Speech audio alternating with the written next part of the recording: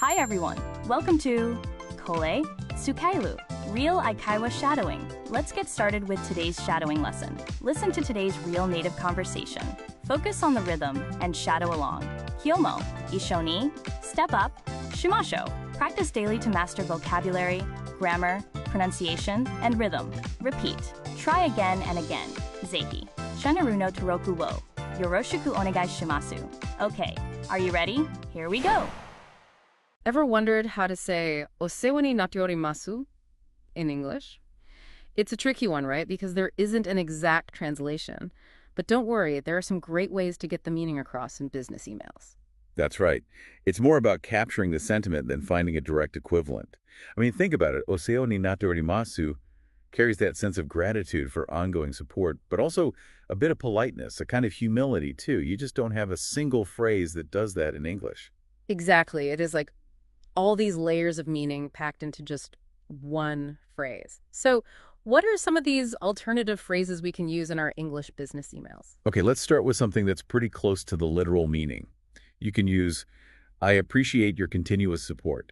That captures the essence of that gratitude for ongoing help. Yeah, that's a solid one. It's clear, it's polite, and it gets the point across. And if you want to make it even more heartfelt, "Thank you for your constant support," can work. It feels more personal, doesn't it? It does, and that's a good option to use. Now, these next ones are more about the feeling behind it, rather than a direct translation. You know how "o sewa ni natte orimasu" can just be a general greeting? You could use, "Hope this email finds you well," or "Hope all is well with you." It's a polite way to start, and it shows you care. Those are great alternatives. It's almost like saying, "I hope things are good on your end," before getting into business. And that brings a certain warmth to the email, doesn't it? It really does. And if you want to take it up a notch, there is, "I hope everything goes well for you," which is even more thoughtful, kind of wishing the other person well before getting down to business. I like that because sometimes "o sewa ni natte orimasu" is just a way of saying, "I hope you're doing well." It can just be that, a nice standard greeting. Right.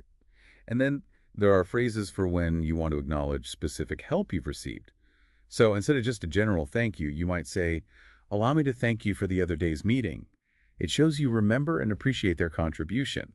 That is a great one because in English emails, we tend to be more specific. We say "thank you for the help." We state what we are thankful for. So this makes it more natural. Precisely.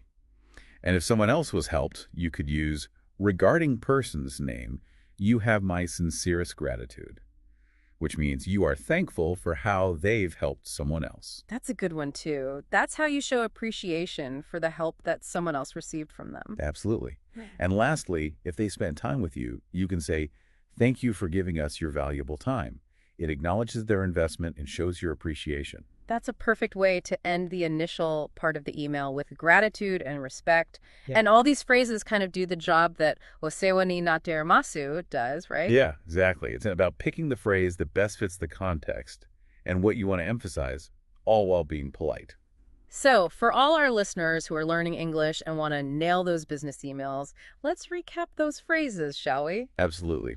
I appreciate your continuous support. Okay, that's a great one for showing gratitude for ongoing help. And then, "Thank you for your constant support." Perfect for when you want it to feel more personal.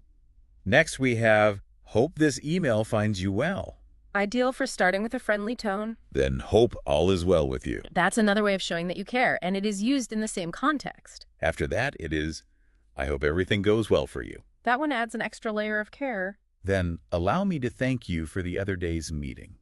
Excellent when you want to be specific about your gratitude for the help you received. And then, "Regarding my friend, you have my sincerest gratitude." For expressing thankfulness for help given to someone else. And finally, we have, "Thank you for giving us your valuable time."